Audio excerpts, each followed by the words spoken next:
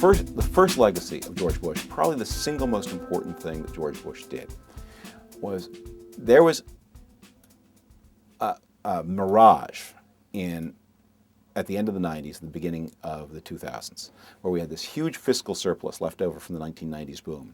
And before the baby boomer retirement began to arrive, so there's this temporary mirage that gave Americans the false impression that they could afford to build an even bigger government than the one they already had. Now, by 2010, it was going to be obvious that that's not true, because the government is going to get bigger. Even if you add no single new program, the government is fated to get a lot bigger as the boomers retire and make their demands on Medicare and Social Security. But in 1998, 1999, 2000, it looked like there was some possibility. So George Bush's first and probably most important domestic achievement was by putting that tax cut in place, by sending the money back out to the country to forestall a whole series of ambitious projects that otherwise might well have happened and the country would have discovered were unaffordable. Now, if he'd been consistent about that, I think he could have made a great claim to a certain kind of domestic policy success. The problem was, and this then goes to a second characteristic of this presidency, because of the extraordinary weakness of this president's mandate, and few presidents have come into office in a weaker way, the president, lacking that popular vote legitimacy, had to go out and re-earn and re-earn and re-earn his majority every day. You know, the presidents often say things like, and that's the job the American people elected me to do. George Bush could never say that. And so he found himself committed to carrying out a lot of ideas that had been tossed out in the 2000 campaign that sounded popular, that didn't meet scrutiny, that weren't affordable to the country, the prescription drug program being the classic example. And he went ahead with them anyway because he felt his political situation desperately needed him to.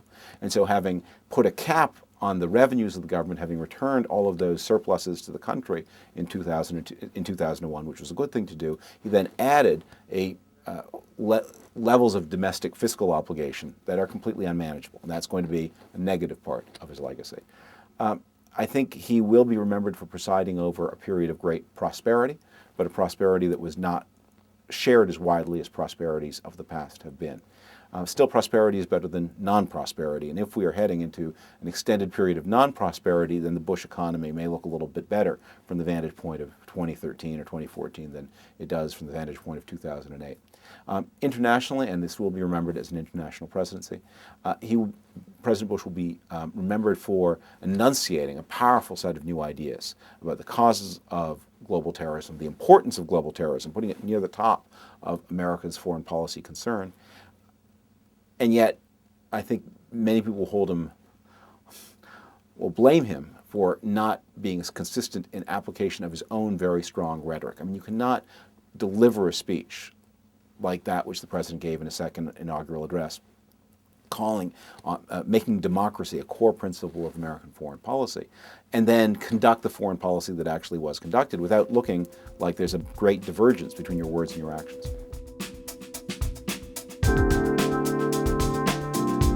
I think it's just impossible accurately to describe the policies of any American administration since Calvin Coolidge as laissez-faire.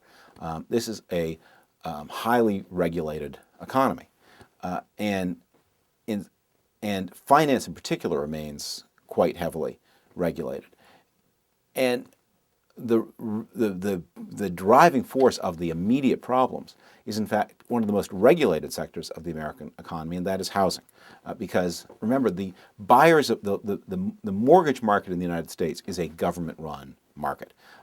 There are the repackagers and often holders of mortgage are two gigantic federal corporations, and the idea that we should drive the home ownership rate up from its historical norm of about 60% to a rate of over 65% has happened in the late Clinton and Bush years. That was an important goal of public policy. And I think when people look back on what happened with the mortgage market in our time, the fundamental cause is going to be this public decision that if 60% home ownership was good, 65% was better, 66 was better than that, 66.5 still better, without attention to the fact that as you push your home ownership rate higher and higher and higher, you are bringing in more and more people who maybe shouldn't be homeowners. They move too often, their incomes aren't steady enough, they don't have the sophistication to handle the debt the heavy load of debt that comes with a mortgage.